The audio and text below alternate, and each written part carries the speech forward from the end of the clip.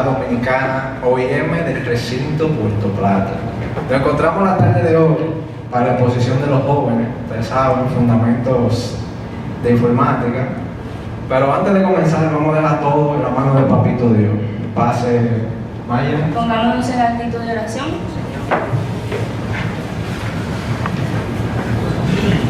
Señor, en la tarde de hoy te ponemos esta exposición en tus manos para que seas tú guiándola y ayudándonos a completarla de manera exitosa.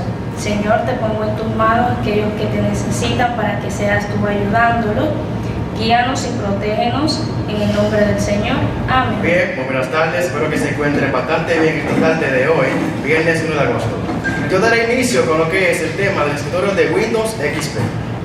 Este escritorio de Windows XP fue lanzado como interfaz principal en el Windows XP en el año 2001, el 25 de octubre. Este trajo consigo nuevas tecnologías, adaptabilidad, forma de personalizar y también un ajuste que era más automático y mejor a los usuarios. Aquí tenemos lo que eran los iconos, la barra de tareas, fondo de pantalla, el famoso botón de inicio y también un área de notificaciones.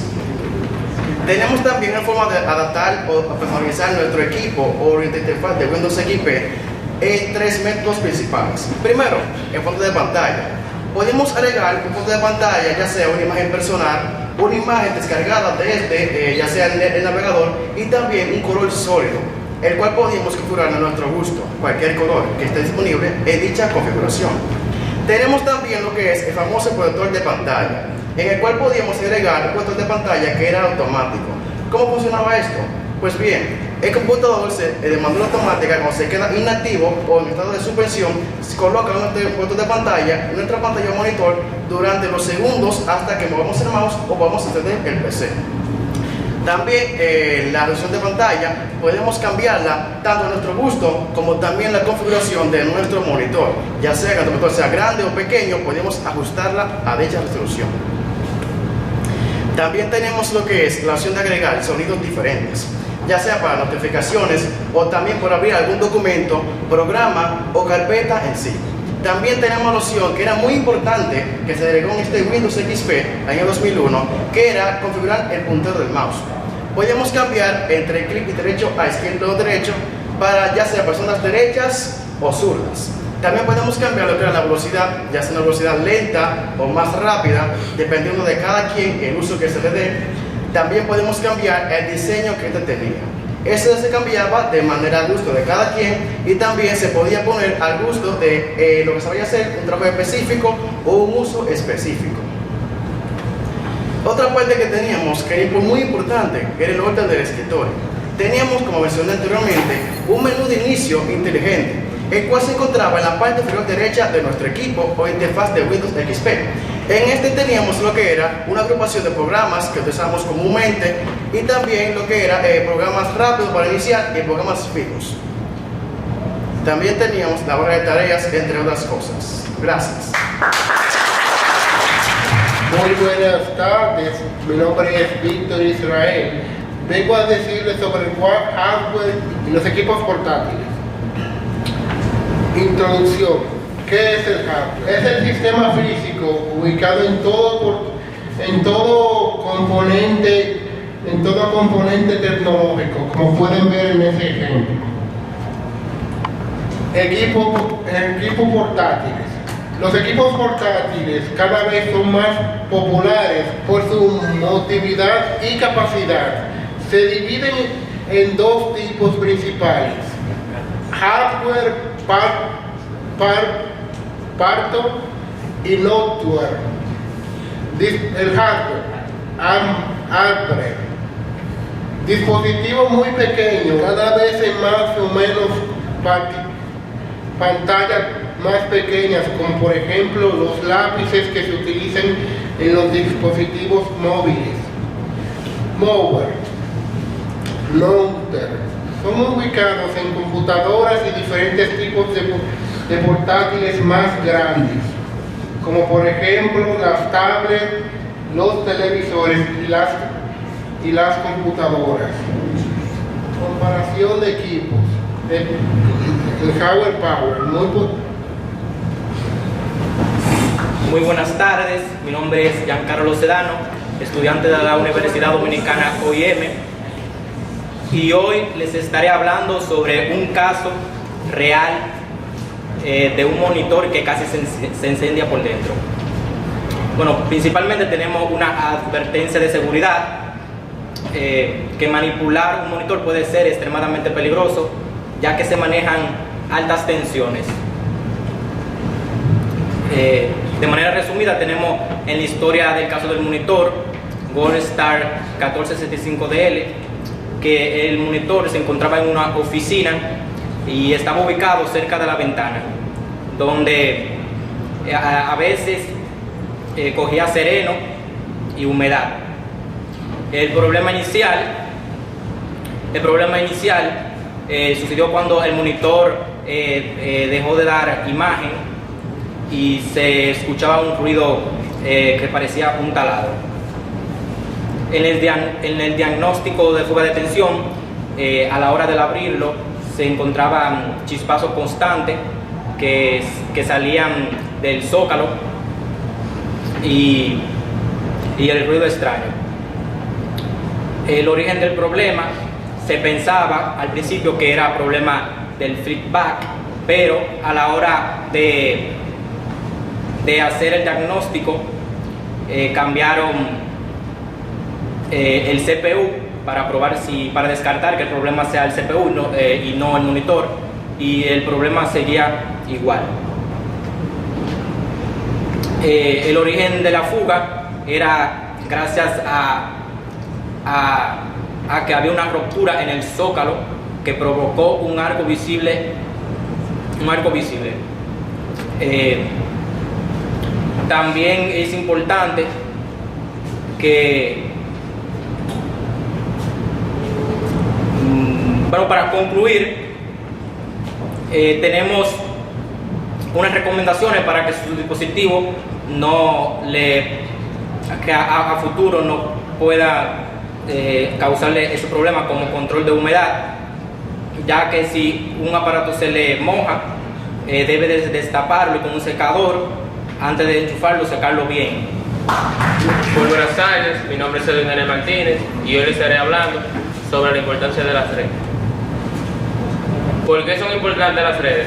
Las redes son importantes porque nos permiten conectar dispositivos como una computadora o impresoras y más, facilitándonos la comunicación y el intercambio de recursos, y también nos permite compartir ya sea a una impresora o accediendo a la red. Ventajas de conectar una computadora. Las ventajas de conectar una computadora son fáciles y sencillas si entienden el porqué. Ya sea un monitor, poniéndolo en cableado. Sí. Las comunicaciones. Si vamos al tiempo atrás de las comunicaciones, antes para comunicarnos había que usar un tipo de mensajero o una paloma mensajera, pero la información llegaba un día más tarde o hasta 2 días. Ahora en la actualidad, gracias a las redes, podemos comunicarnos ya sea por Instagram, Facebook, X, Telegram, Snapchat, haciendo que la comunicación sea más fácil y más sencilla. ¿Qué es una LAN? La LAN es una red de área local que cubre áreas pequeñas, ya sea la casa o la oficina. La WAN es una red de área más amplia que conecta geográficamente, extensa, siendo el Internet el ejemplo más grande de él. Los tipos de redes. Los tipos de redes son los servicios, el router, el Internet y el switch. Muchas gracias. Buenas tardes, mi nombre es Richard Pichardo Débora, soy estudiante de la Universidad Dominicana OIM y mi tema a exponer es edita tu video. Antes era difícil editar un video, ya que no existían las distintas aplicaciones en el sentido de pasar un video, ejemplo, a Bluetooth, ya sea a comparar de ahora. Antes era por era por CD y cosas así. Proceso. Normas de video y edición. Lo primero es que para editar un video tiene que tener un sentido claro, o sea, la idea común de lo que vas a editar. en sentido de que una imagen, sea lo que sea.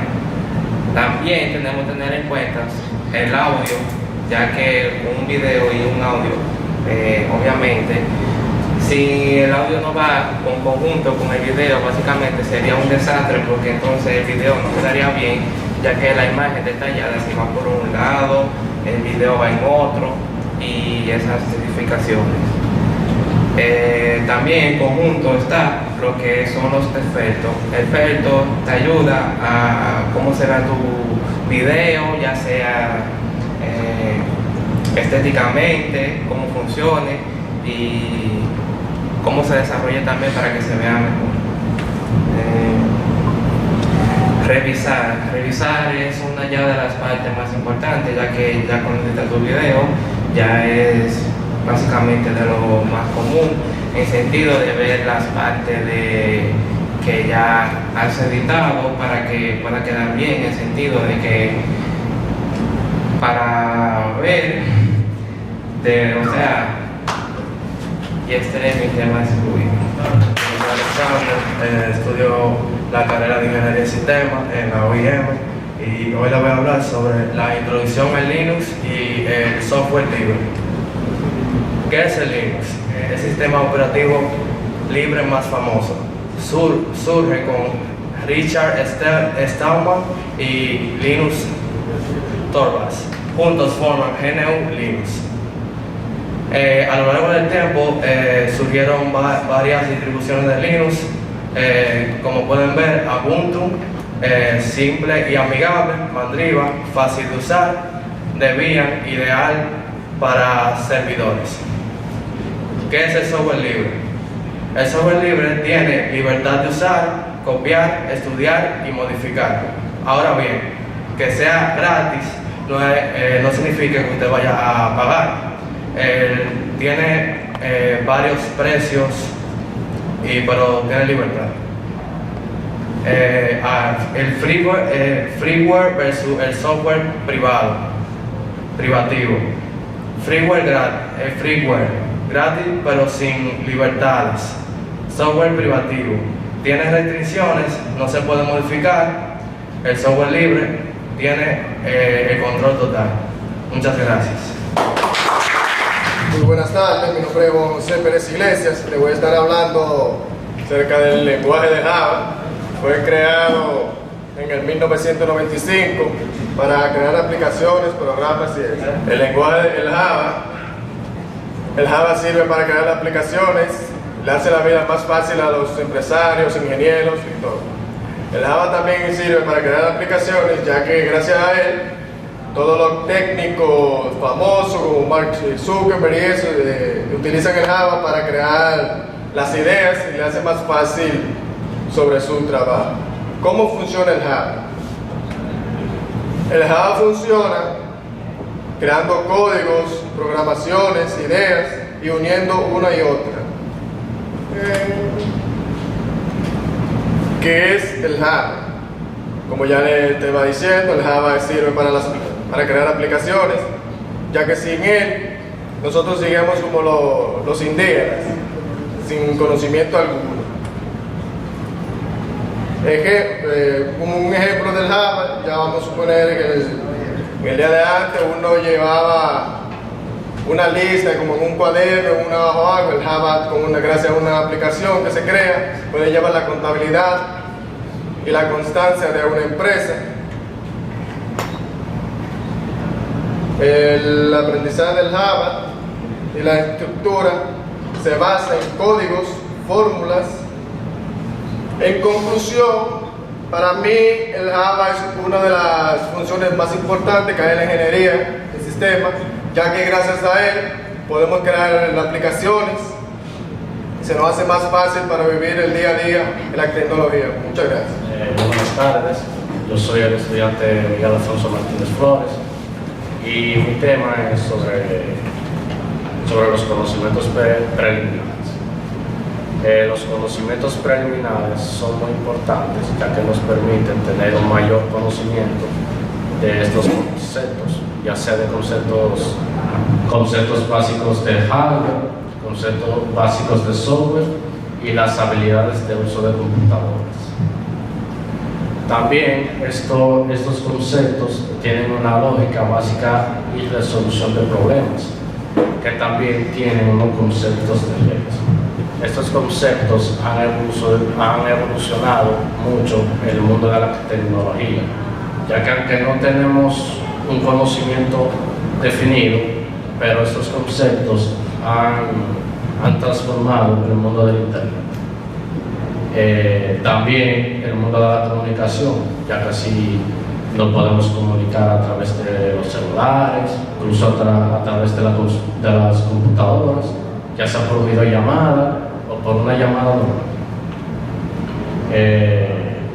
Estos conocimientos tienen una importancia, ya que muchos de esos conocimientos han evolucionado en el mundo también, no solo de las computadoras, sino también de otros lugares, ya sean los deportes, noticias, entre otras más.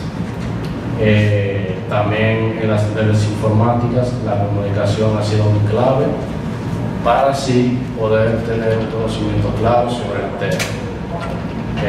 También sobre la transmisión de datos. Estas transmisiones concluyen sobre tener más conocimiento sobre este tema. Buenas tardes, mi nombre es Arturo Santos y les hablaré sobre los riesgos y amenazas. Los peligros de la informática actual son variados y abarcan desde ciberataques hasta errores humanos. Los virus de la amenaza histórica han abarcado a lo largo de la historia mediante... Muy buenas tardes, mi nombre es Mayeli Moreta Ruiz y en la tarde de hoy les voy a hablar sobre la manipulación del sonido. En esta les voy a hablar sobre la evolución del mismo hasta lo que conocemos hoy como música. Evolución técnica del sonido. Esto inició con métodos acústicos en la antigüedad, como eran instrumentos y arquitectura, hasta la revolución industrial, donde se incorporaron lo que fueron los fonógrafos, los CD, radio y el internet, que es lo que conocemos el día de hoy. El proceso de producción sonora incluye 3 etapas, que es la preproducción. Esta incluye la planificación y la preparación para lo que se va a grabar. La segunda etapa es la producción, que es la grabación del sonido y lo que se quiere lograr. Y por último, pero no menos importante, la postproducción. Esta incluye la edición, la mezcla y la masterización. La grabación digital. Luego de que se retiró, por así decirlo, lo que fue la radio, vinilo y CDs, se incorporó la grabación digital, donde cada quien quiera puede grabar con una simple laptop y un buen sistema de grabación, ya que le provee alta calidad, edición precisa y trabajo portátil, como ya mencioné. Como conclusión, el tema en sí es importante, nos ayuda a entender el proceso de grabación, el trabajo y el esfuerzo que pone cada artista a la hora de la producción sonora. Eso sería todo. Muchísimas gracias. Mi nombre es Raymond Alessandro Hernández Castillo y le estaré dando introducción sobre el tema de la cámara digital.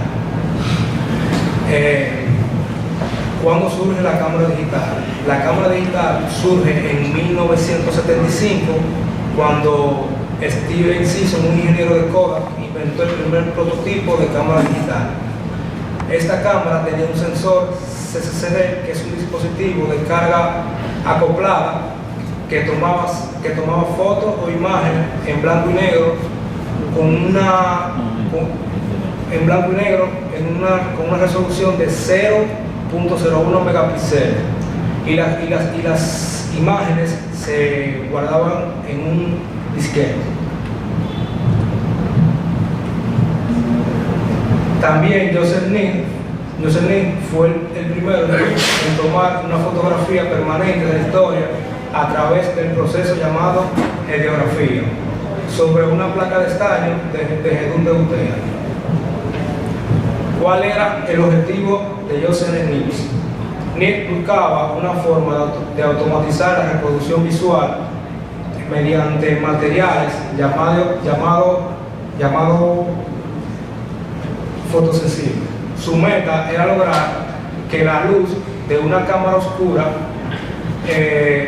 pudiera imprimirse de manera duradera en una superficie. ¿Cuándo nacen las primeras cámaras compactas? Las primeras cámaras compactas nacen desde el siglo del 1920, pero las cámaras compactas modernas digital comienzan desde el siglo XX. Muchas gracias por su atención. Buenas, mi nombre es Roger Salomón y les estaré hablando un poquito sobre los algoritmos. ¿Qué es un algoritmo? Un algoritmo es un conjunto de pasos que nos ayuda a resolver un problema o hacer una tarea. Por ejemplo, una receta de cocina que nosotros debemos seguir una serie de pasos para poder conseguir un resultado. ¿Cómo se comporta un algoritmo? Un algoritmo usa datos de entrada, trabaja con datos de entradas, y un ejemplo sería una lista de números que lo procesa y da un resultado. La máquina de Turing fue un modelo teórico creado por Alan Turing, que simula cómo una computadora puede seguir instrucciones, y gracias a esto podemos entender cómo puede funcionar una computadora. ¿Cómo se implementa un algoritmo? Bueno, un algoritmo se implementa convirtiéndolo a un lenguaje que la computadora lo puede entender. Generalmente se usa Python, un lenguaje de programación llamado Python o C. Existen varios tipos de algoritmos, entre uno de ellos viene siendo la programación dinámica, la fuerza lineal y la fuerza bruta. Muchísimas gracias por su atención. Muy buenas tardes, mi nombre es Joel y yo le estaré hablando de contamiento por software. El contamiento por software.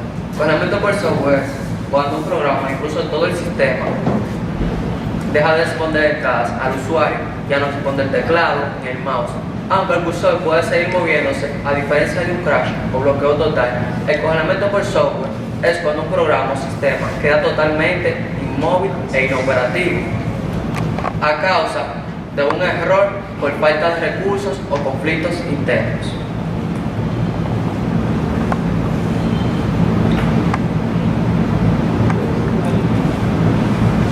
La pantalla azul de Windows. La pantalla azul de Windows es un error del sistema que ocurre cuando Windows encuentra una falla grave de la cual no puede recuperarse. El sistema se cierra abruptamente y suele reiniciarse automáticamente. Estos errores pueden provenir por RAM, disco duro, sobrecalentamiento o controladores corruptos. El administrador de tareas. El administrador de tareas es una herramienta de Windows que nos ayuda a ver cuáles programas se están ejecutando y podemos cerrarlos si es necesario. También podemos ver cuáles recursos consumen los programas, como CPU, RAM o red. El código por virus. Algunos virus pueden consumir muchos recursos o pueden dañar archivos importantes del sistema, haciendo que la computadora se congele sin previo aviso. El cuelgue atribuido al sistema operativo. El cuelgue atribuido al sistema operativo ocurre cuando el sistema se detiene completamente. Aunque el cursor puede seguir moviéndose, Windows no responde. El miniDO. El miniDO es un archivo que nos ayuda a saber si nuestra computadora tuvo una pantalla azul o tuvo un error grave. Esta fue mi exposición. Gracias. Mi nombre es Cancel Victoriano.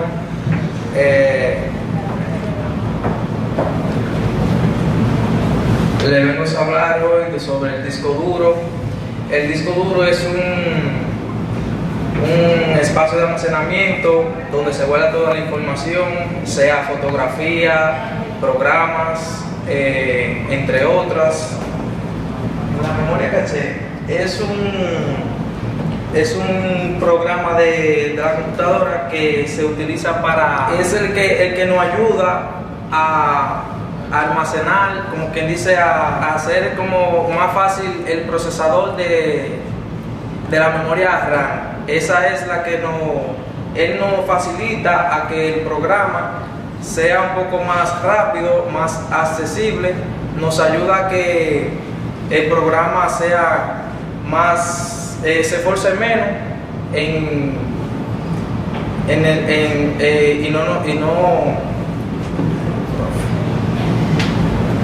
el CD o DVD es un disco que se utiliza para grabar videos, fotos, programas, fotos, y también tiene la capacidad de guardar programas de televisión, videos. La grabadora de DVD con esta finalizo. Gracias. Buenas tardes, mi nombre es Christopher Rosales. Le voy a hablar de la estructura básica de la computadora. La estructura básica de la computadora se refiere a un componente que los buses son como para conectar a algo, como unir a algo, controladora y adaptadora. La controladora es algo que controla la computadora, y los adaptadores son algo que se conectan para el funcionamiento de la PC. Para concluir, esto fue mi exposición. Gracias. Muy buenas tardes, mi nombre es Gabriel y hoy les voy a hablar sobre el hardware. El hardware es todo aquel conjunto que pertenece al computador, como el mouse, el teclado y el monitor.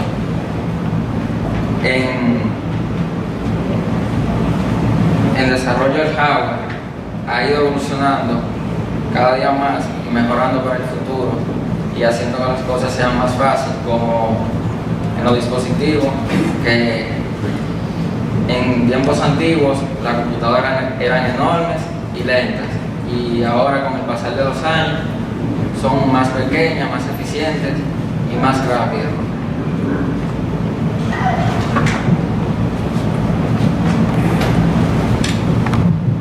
Los componentes del hardware son el mouse, el caso, la memoria RAM, el CPU, el ROM, el RAID y el monitor. Esa fue mi exposición. Muchísimas gracias. Buenas tardes, el nombre mío es Daniel Almonte, también conocido como Soporte por varias gente.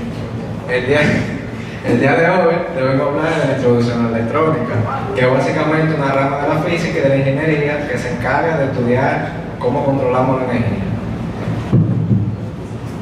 Por allá del siglo XIX estábamos con el descubrimiento de los miajes, del faradaje y todas esas cosas, hasta que en 1904 aparece el tubo del vacío, parecido a un bombillo de esos que necesita apoyo. Ya en 1947 aparece el transistor, básicamente que funciona como un interruptor o amplificación de señal. Ya en la actualidad tenemos los circuitos integrados, que son millones de transistores dentro de un pequeño chip de silicio.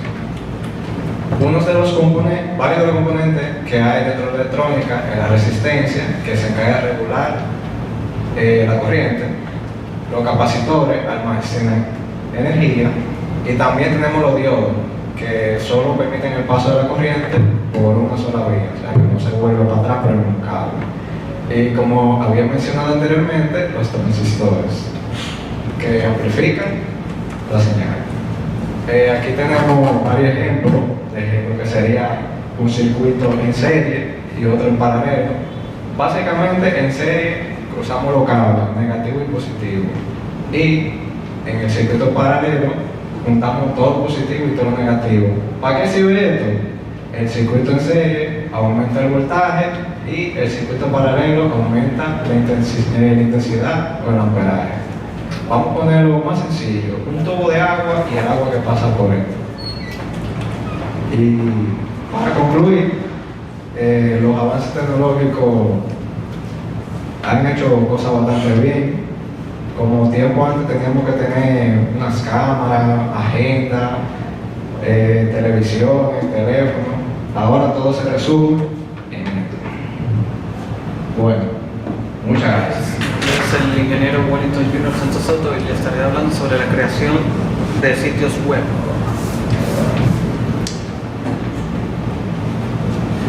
¿Qué es el sitio web? Fue algo creado en el pasado, presente y futuro, como lo tenemos ahora las aplicaciones o sitios web creadas como YouTube, WhatsApp, etc.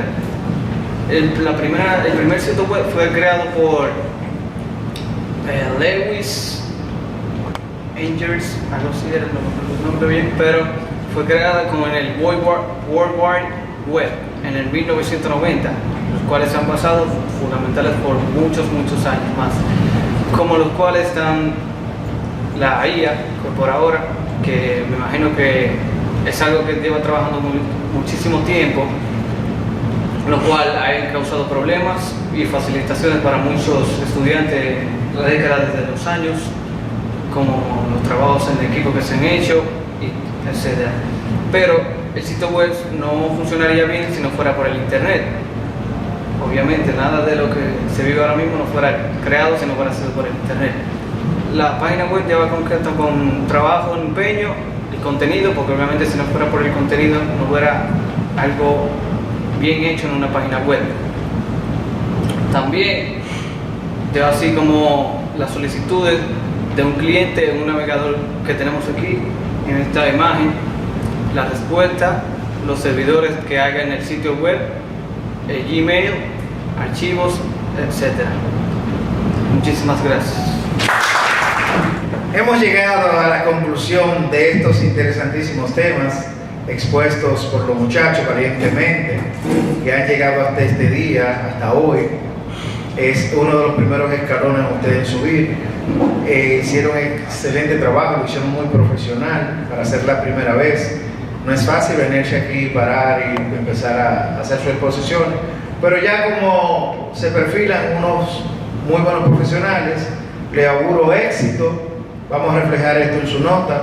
Universidad Dominicana OIM, Recinto Puerto Plata, Fundamento de Tecnología de Información, hoy, 1 de agosto 2025, un servidor, ingeniero Rafael Oboni. No se pierdan esto en su canal favorito. Chao.